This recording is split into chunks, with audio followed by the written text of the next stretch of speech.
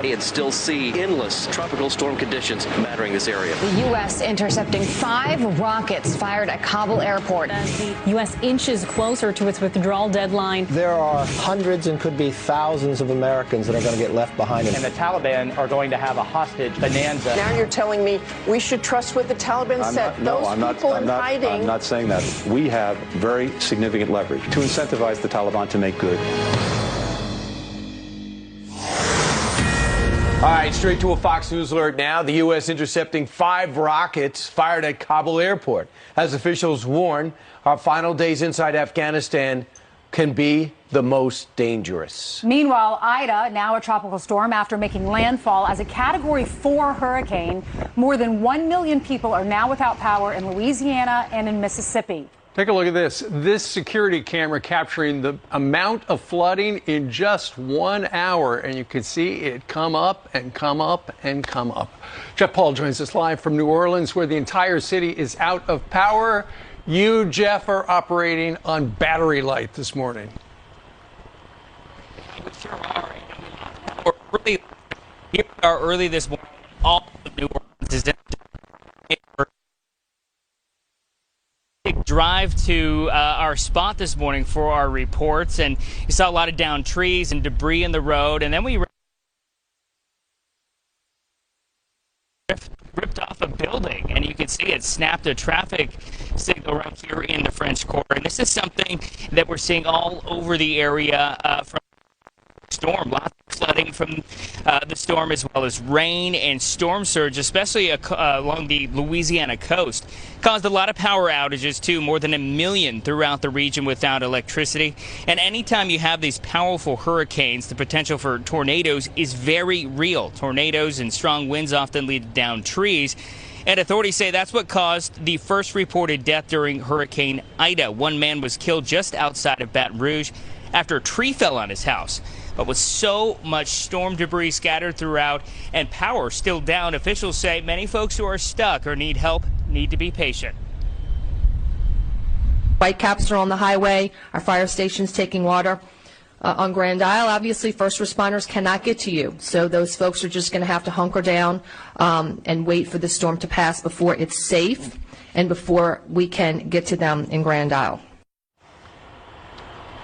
Has been downgraded to a tropical storm. There is still a lot of danger present. You know, you've got a lot of people under flash flood warnings, and then with the ground being so saturated and people starting to go outside to see what everything looks like, that's when you can see some more downed trees because the soil is just so loose. We'll get a better idea of just how vast the damage is at first flight right around 6:30 here in Louisiana local time. Back to you. All right, Jeff, thank you very much. We apologize for the problem with the audio in the beginning, but there's a big storm down there, and you can understand that. Let's check in with senior meteorologist Janice Dean for our Fox weather forecast, and this has been a big, powerful storm. Yeah, and it's not done yet. And of course, it made landfall yesterday, and we haven't really gotten full images yet of the scope of the damage. It's going to be catastrophic. This has been one of the most powerful systems we have ever encountered across the Gulf Coast.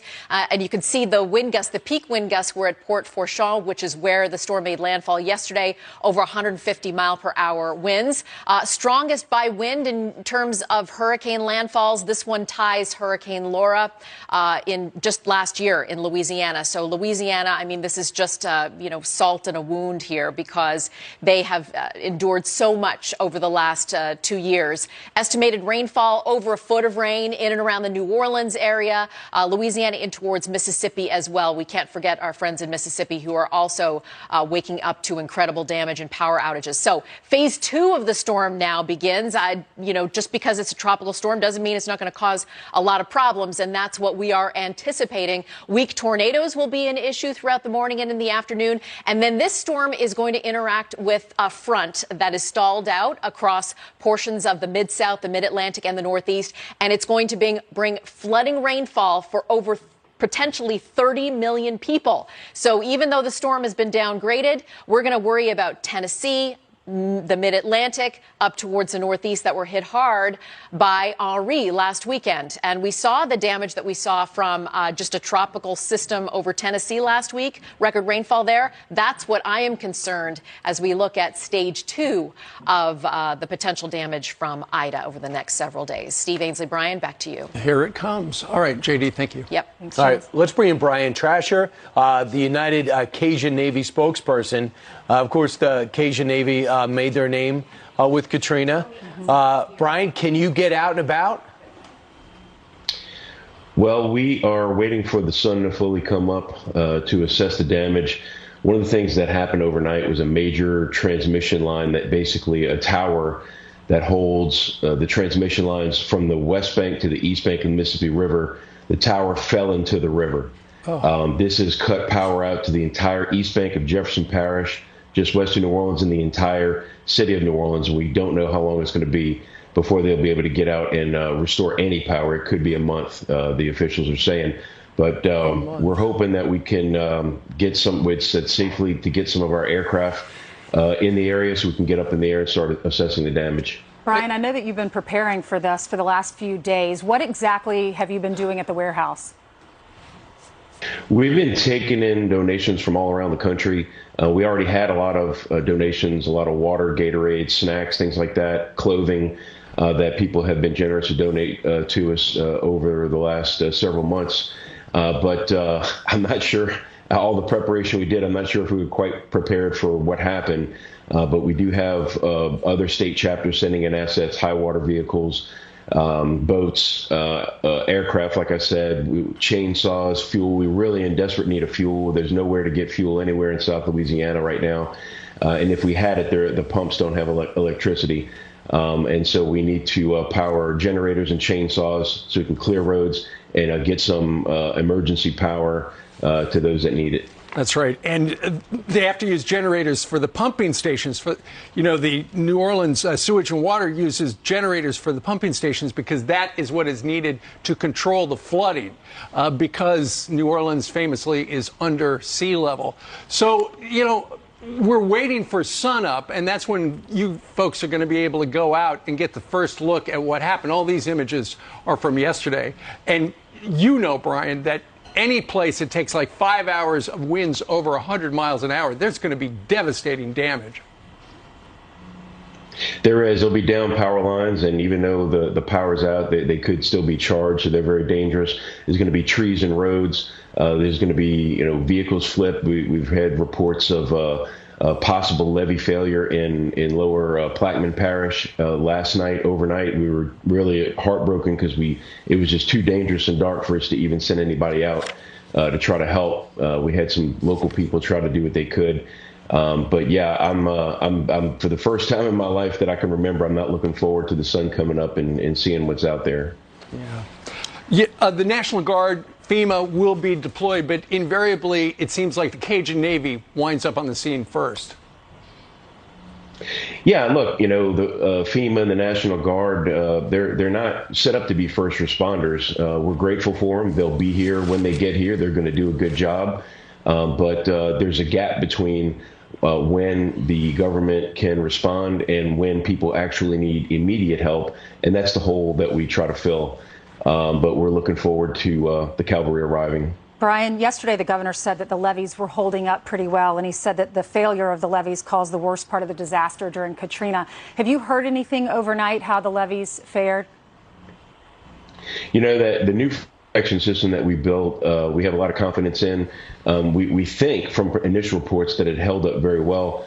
The possible failure that I mentioned earlier, to distinguish between a levee overtop and a levee failure. That's kind of the difference between overfilling your coffee mug or the mug shattering while you're pouring it.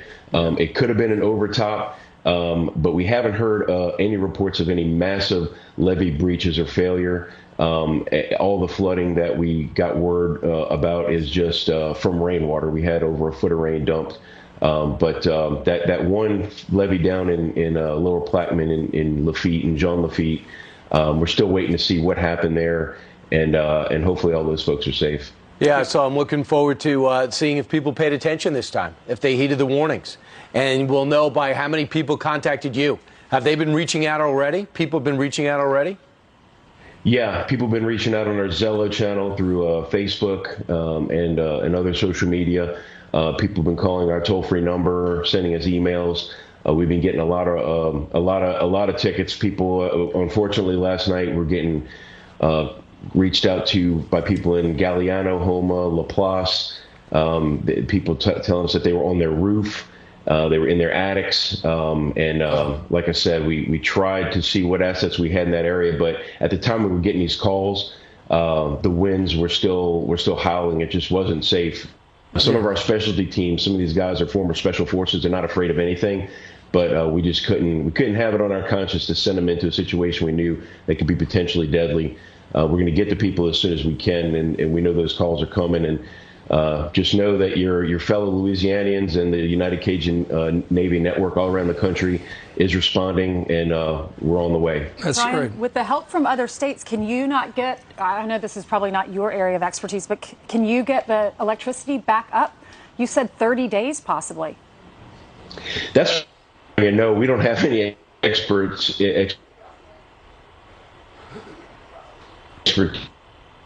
And recharging all the hubs around here. That's going to be up to Entergy, which is the main company that controls most of the electric power down here in South Louisiana. But they had already deployed a lot of linemen and bucket trucks and all the equipment that they thought they would need. It's already staged and waiting to come in. But they're going to have to go out and do an assessment. They really get their work cut out for them because in all my years, I never thought about a tower falling into the river and knocking down power lines. It could stop the flow of shipping in the Mississippi River, too. I got to find out if that's going to be true. Plus, I read, Brian, that apparently 22 barges were knocked loose and are floating around in the Mississippi this morning. And it's got to be frustrating for you because you are a first responder first thing this morning. But, you know, the calls came into Kenner, Louisiana, where there were over a dozen fires, and the crew, you know, the fire department had to tell people, hey, we can't come. The power lines are down. It's dangerous to travel. And because the water pressure was so low, had they been there, there wouldn't have been anything coming out of the hose.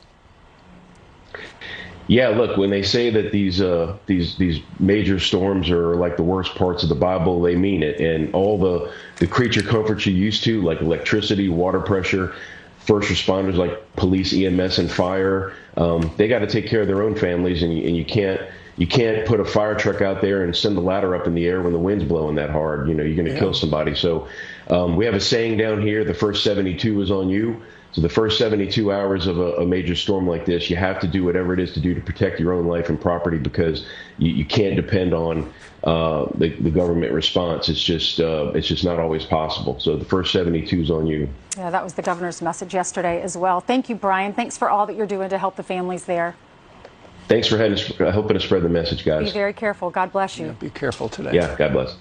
Our other top story this morning, the U.S. intercepting some of the 5 rockets targeting Kabul's airport overnight. The latest attack comes on the eve of President Biden's deadline for troops to leave Afghanistan at midnight tomorrow. Yeah, they shut the airport already. Lauren Branchard is live in Washington with this new reporting on the attack, Lauren. Good morning, Steve. Ainsley, Brian, last night, U.S. systems were able to take down rockets aimed at the Kabul airport. There were no casualties reported. The White House says the president has been briefed by his national security advisor and top aides, and evacuations continue. Plus, on Sunday, the U.S. carried out a drone strike in Kabul on an ISIS-K vehicle full of explosives the Pentagon said posed an imminent risk. The New York Times reports as many as 9 civilians, including children, were killed. The military says they are looking into the casualties. And as many as 250 Americans are still waiting to be evacuated. The State Department says they have assurances from the Taliban people will be able to get out past tomorrow's deadline for the U.S. to leave.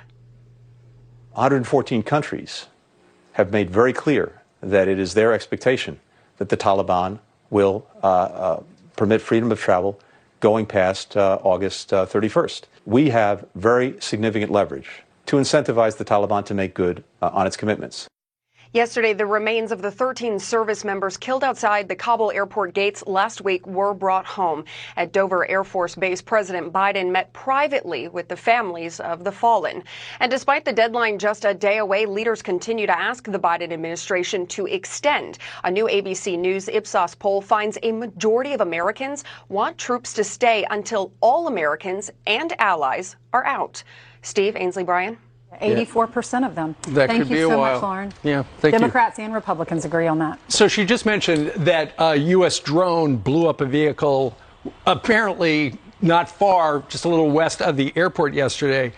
According to the Afghans, 9 civilians, including children, were killed. The U.S. military is investigating, and what they're saying is we know that there were no kids at that vehicle and no civilians as well. But apparently they feel that the car was loaded with explosives. So we hit it with the drone, expecting just the car to blow up. But when you hit a car with a drone that is full of explosives, you wind up killing people nearby. And that's what happened. Now there's an investigation. There were additional explosions. There were indeed. It was a big one. They think it could have been loaded with suicide bomb vests. So if you thought you have 2 more days to get out, inexplicably they're holding to what the Taliban said is our deadline to get out, you're wrong. The gates are already shut. So we know Darrell Issa is struggling so hard to get more and more people in his district out. I said a few hours ago they guided American citizens to the Kabul airport, but after repeatedly being turned back by the Taliban, they have given up. American University were told, okay, get in this bus, go to the airport. About 300 students, they believed that they had a shot at life. They believed that the Americans were in this to give them a shot to be successful.